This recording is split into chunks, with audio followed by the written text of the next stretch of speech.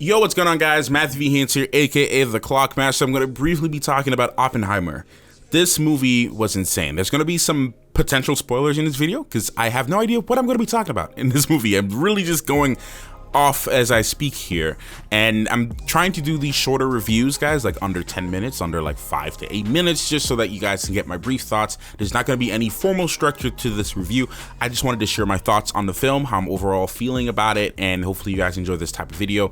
Just really quick stuff because it's really easier for me to just do these voice recordings and get this stuff out. So anyways, Oppenheimer, man, Christopher Nolan's latest film. This movie was insane, guys. I mean, if I will say this, if you're not into historical dramas and if you're not into really like slow storytelling and purposeful storytelling, just don't watch this movie because of the hype, guys. Just don't go and see it just for the hype, because you're not gonna enjoy it. You're gonna be bored. All right, like if you have a genuine interest in Oppenheimer's story and you want to see it, you know, conveyed on screen and all the actors and the performances alone, and that's good enough for you, you will enjoy this film and it's gonna be great. Man, Cillian Murphy, man, he did such a great job as Oppenheimer. He not only does he look like him, but he was able to capture all of the fear and all of the torment and terror of his creations as you start to see the movie progress, right? It's like in this really frantic manner because we're seeing everything from Oppenheimer's perspective for the most part, and we're seeing like a glimpse of his mind and where he's at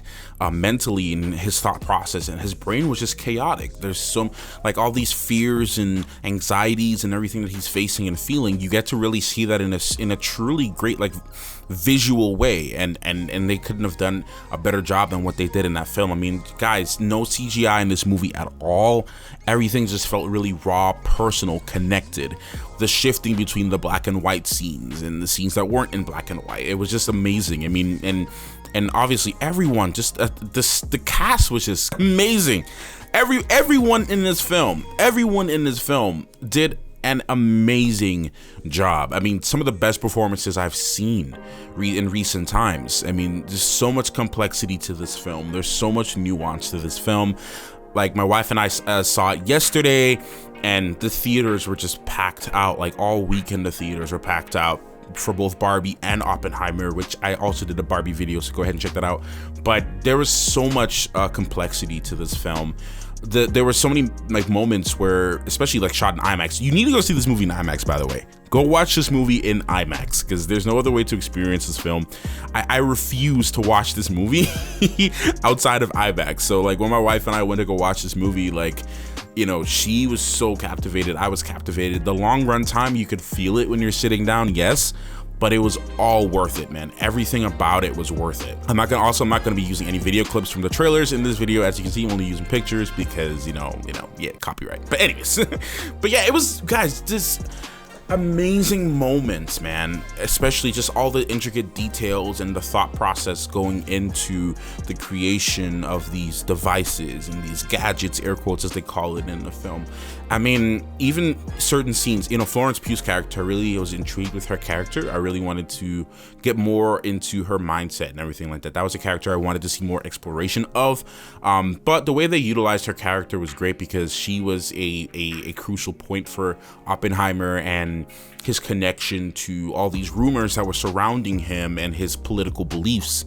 And she was a crucial part of that. And also, you know, them trying to set him up and everything like that. So, I mean, amazing stuff. And guys, what Nolan did and his team, what they did in that film with the actual explosion, the way that they were able to use old school movie magic to make this feel like such a very big and impactful moment was insane, guys. Like everything from the sound design in that moment as well, when everything goes off in the moment and it's boom, this big flash of light, and then it's just this silence in the theater, and then boom, like this big, it's just crazy when it hits you. It makes you feel like you're there.